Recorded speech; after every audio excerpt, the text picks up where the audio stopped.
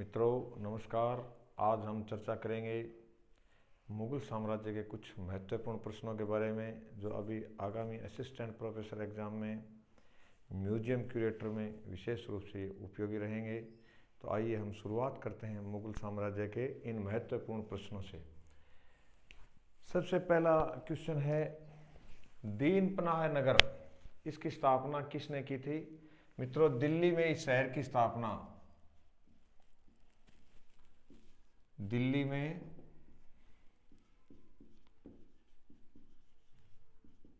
हुमायूं ने की थी। मुगल सम्राट हुमायूं ने इस शहर की स्थापना की। फिर है मुहत्तसिब। मुहत्तसिब, इनकी नियुक्ति औरंगजेब ने की थी। औरंगजेब ने जनता में नैतिकता बनाए रखने के लिए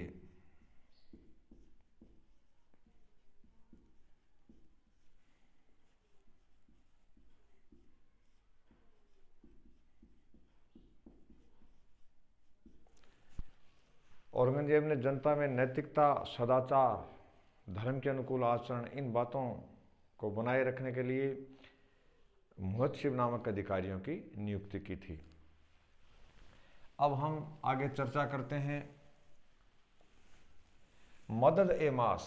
मित्रों, यह एक भूमि अनुदान था जो केवल धर्माधिकारियों को दिया जाता था। मुगल बादशाह की ओर से धर्म का आचरण करने वाले विद्वानों को जो भूमि अनुदान दिया जाता था उसको कहते थे मदद ए मास। धार्मिक विद्वानों को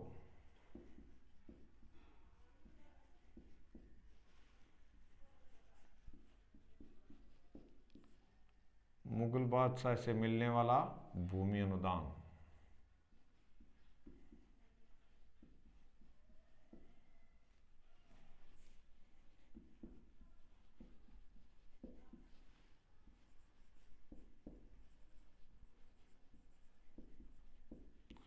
इसको मदद ए मास कहते थे। फिर आता है अल्तमगा जागीर। अल्तमगा जागीरों का वितरण जहांगीर ने किया था। ये जहांगीर द्वारा प्रदत्त।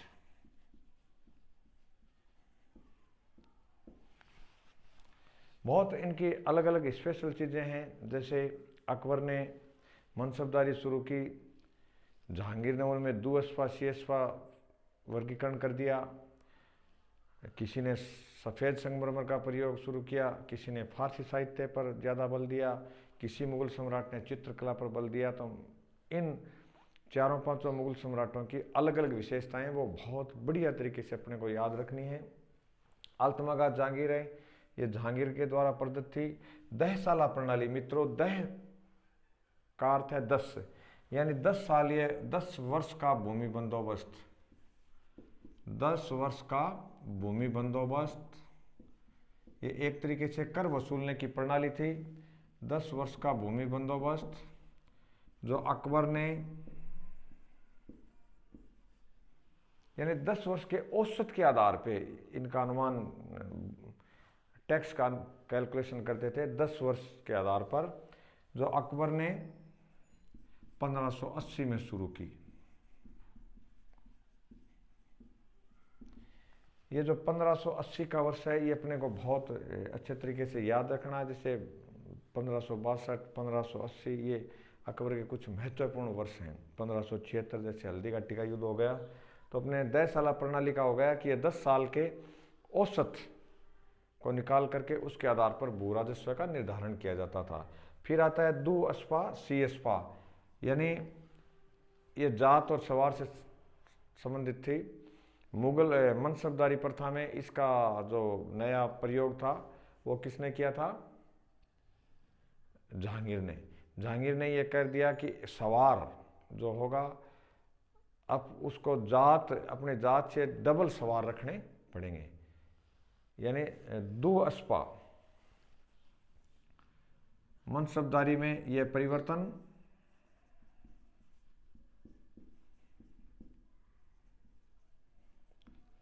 नया परिवर्तन जहांगीर ने किया।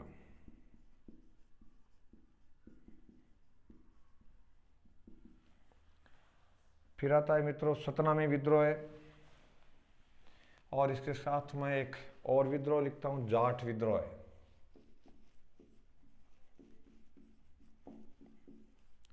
एक अपना और नया प्रश्न है कि मुगल साम्राज्य का सबसे ज्यादा क्षेत्रीय विस्तार किस मुगल सम्राट के समय हुआ था?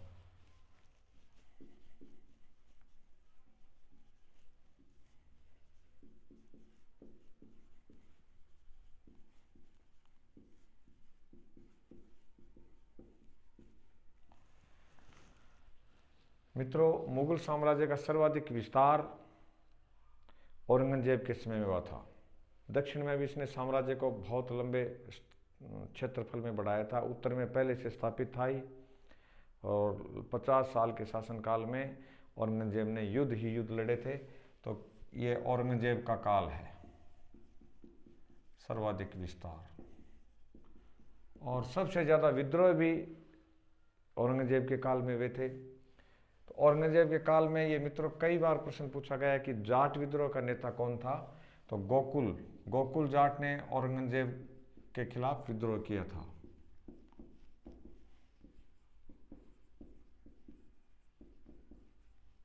जाट विद्रोह की शुरुआत की, और किसके खिलाफ हुआ? सबको पता है कि हिंदू समाज ने कभी अकबर जहांगीर के खिलाफ विद्रोह नहीं किया था, लेकिन जब औरंगजेब की धर्मांधता की नीति, कट्टर इस्लामीवाद की नीति चरम की ओर बढ़ने लगी, तब उसके जो मुगल सूबेदार था अब्दुल नबी, उसकी नीतियों से तंग आकर के मथुरा में, मित्रों भरतपुर के निकट मथुरा है, मथुरा में गोकुल जाट ने विद्रोह किया था, जो महाराजा सूरजमल के परिवार का था।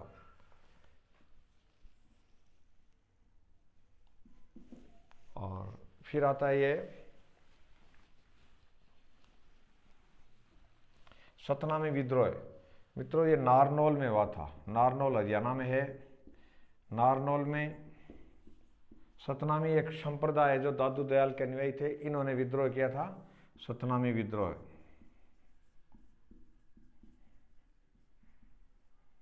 और औरंगजेब के खिलाफ हुआ ये।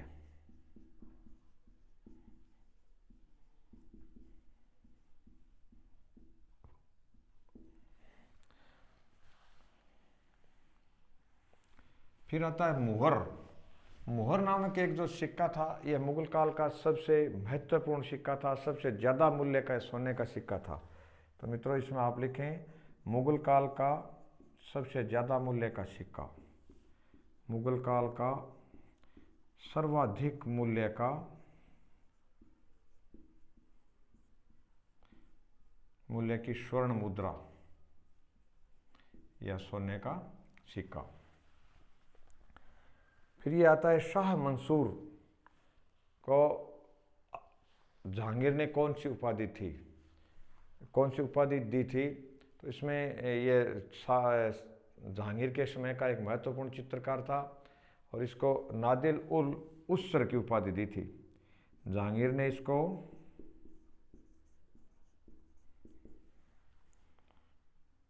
इसे नादिर उल उसर की उपाधि। मित्रों ये दो उपाधियां दी थी जहांगीर ने, नादिर उल जमा और नादिर उल उसर। इन दोनों में थोड़ा कन्फ्यूजन हो जाता है। आप ये याद रखें कि मंसूर में आखिर में रह आता है, तो उसर में भी रह है। मंसूर को इसने उसर की उपाधि दी थी, और नादिर उल जमा की उपाधि अन्य चित्रकार को दी गई थी। तो मंसूर वाली उपाधि होगी। इसके बाद आता है अकबर के काल के संगीतकार। अकबरकालीन संगीतकारों में हम चर्चा करेंगे। सबसे प्रमुख नाम है तानसेन। दूसरा नाम आता है बैजू बावरा। ये अकबर के काल के बहुत ही महत्वपूर्ण संगीतकार थे। तानसेन की कई रागें प्रसिद्ध हैं। इसके बाद आता है अकबर द्वारा निर्मित इमारत जो बौद्ध स्मारक जैसी लगती है।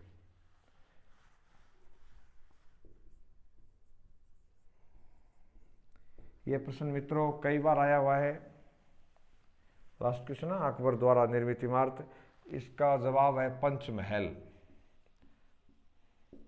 और इसका निर्माण अकबर ने फतेहपुर सीकरी में करवाया था।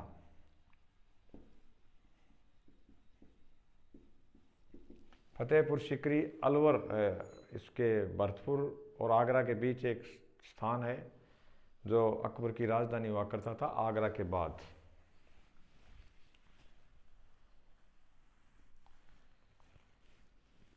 अब हम चर्चा करते हैं रमजानामा क्या है।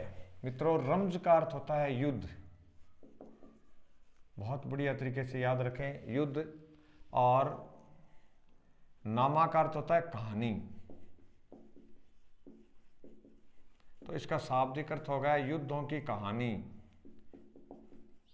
ये किस पुस्तक का फारसी अनुवाद है? तो मित्रों, हमें पता है कि महाभारत को युद्धों की पुस्तक कहते हैं, उसको घर में कभी नहीं रखा जाता।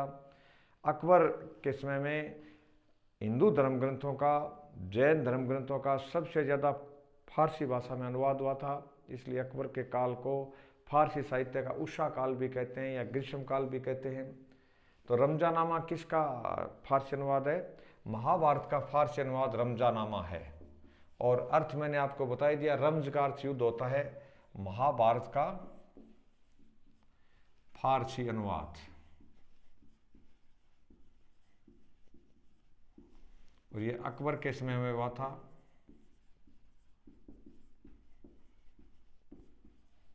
और अनुवाद करने वाले व्यक्ति थे, अनुवादक का नाम था अब्दुल कादिर बंदायूनी।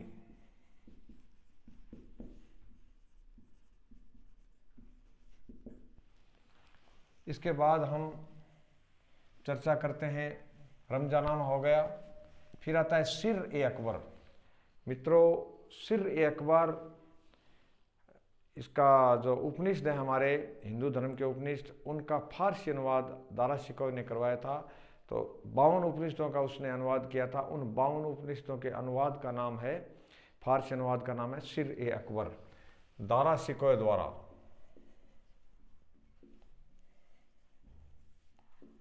दारा शिकोह द्वारा 52, संख्या भी पूछी जाती है 51, 52, 50, इस प्रकार। तो 52 उपनिषदों का आप याद रखें, दारा शिकोह द्वारा 52 उपनिषदों का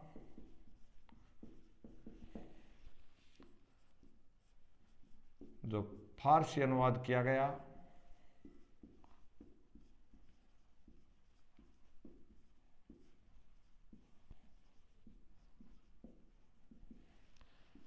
उसे सिर-ए-अकबर के नाम से जाना जाता है।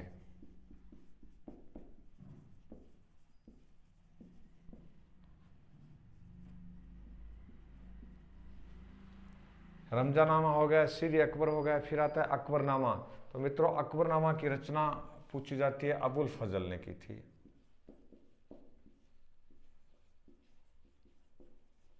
लेखक का नाम आता है अकबरनामा के लेखक। फिर आता है शाह बेखबर, किसकी उपाधि थी?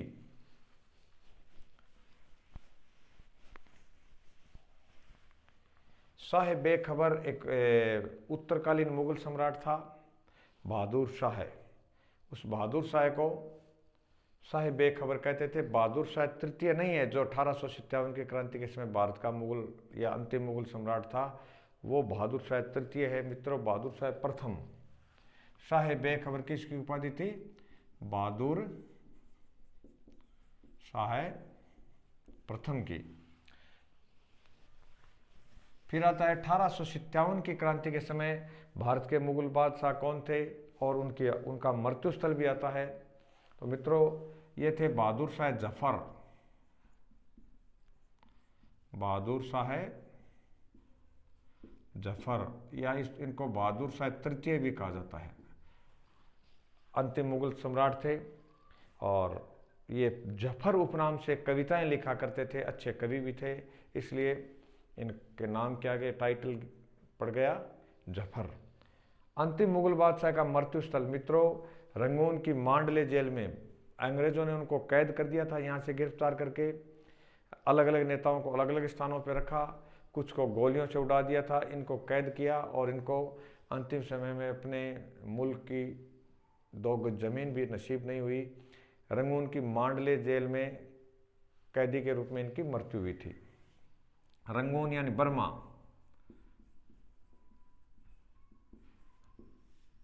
रंगून की मांडले जेल में। कई बार सीधा क्वेश्चन मांडले जेल का भी पूछा जाता है कि ये कहाँ है। जैसे सेलुलर जेल, ये आज़ादी के समय भी इम्पोर्टेंट थी, वो अंडमान निकोबार में है। तो मांडले जेल में भी भारत के आज़ादी के आंदोलन में कई महत्वपूर्ण नेताओं को वहाँ भेजा जाता था। फिर आता है मित्रों चांद बीबी, अकबर से लड़ने वाली एक बहुत ही बहादुर महिला थी, जिसने अपने पीहर में और अपने अल्पवयस्क भतीजे के साम्राज्य की रक्षा करने के लिए अकबर से युद्ध किया था।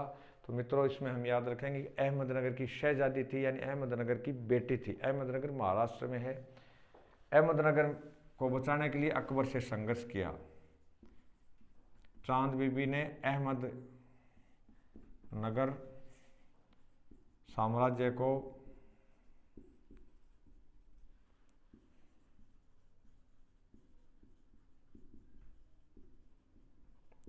अकबर से बचाने के लिए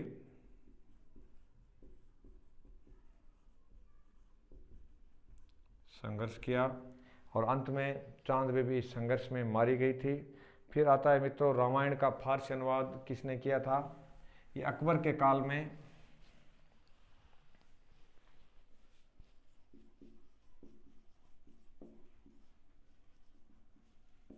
रामायण का फारसी अनुवाद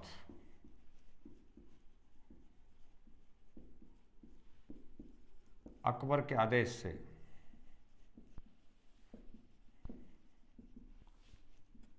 नकीब खां, शेख सुल्तान एंड अब्दुल कादिर बंदायूनी ने किया था। अब्दुल कादिर बंदायूनी। मित्रों बंदायूनी अकबर के दरबार का वो विद्वान था जिसने 1576 में हल्दी घाटी के युद्ध में भी वो प्रत्यक्ष दर्शक के रूप में वहाँ उपस्थित था। अब्दुल कादिर बंदायूनी। मित्रों वैसे रामायण और महाभारत दोनों का अनुवाद करने वाला व्यक्ति था अब्दुल कादिर बंदायूनी। फिर आता है शाहजहां कालीन संगीतकार। मित्रों शाहजहां के काल का संगीतकार था लाल खां।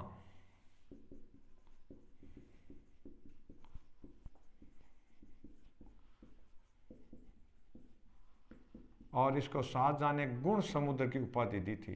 गुण समुद्र ये उपाधि थी लाल खां की और शाहजहां के द्वारा दी गई थी।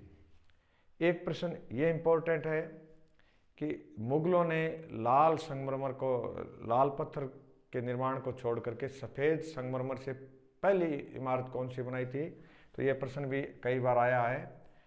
सफ़ेद संगमरमर से निर्मित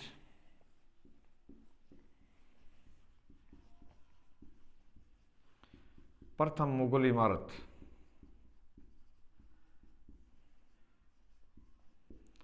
एतमादुद्दौला का मकबरा।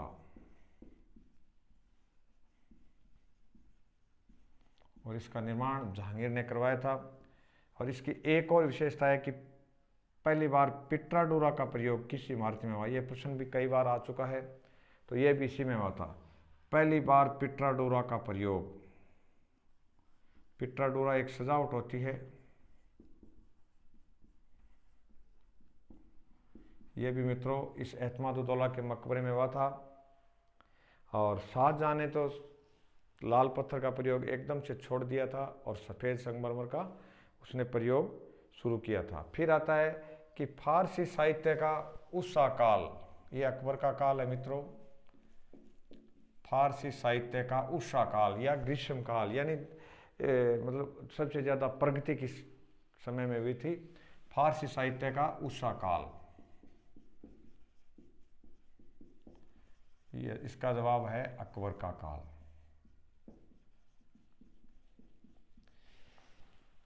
मुगल काल के इम्पोर्टेंट क्वेश्चन हमने किए हैं, एक चैप्टर में हम और करेंगे। उसके बाद हम सभी मुगल बादशाह जो हैं उनको पढ़ेंगे। एक आप याद रखें, उत्तरवर्ती मुगल सम्राट किनको कहते हैं? तो औरंगजेब के बाद के सम्राट उत्तरवर्ती मुगल सम्राट, ये कब आते हैं? औरंगजेब के बाद।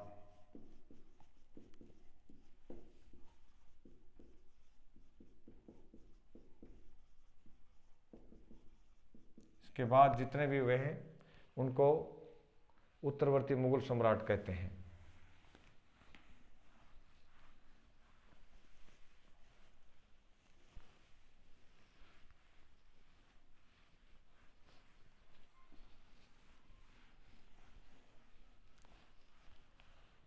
एक रंगीला किसकी उपाधि थी? रंगीला, ये मोहम्मद शाह को कहते थे, मोहम्मद शाह है रंगीला, ये उत्तरवर्ती मुगल सम्राट थे।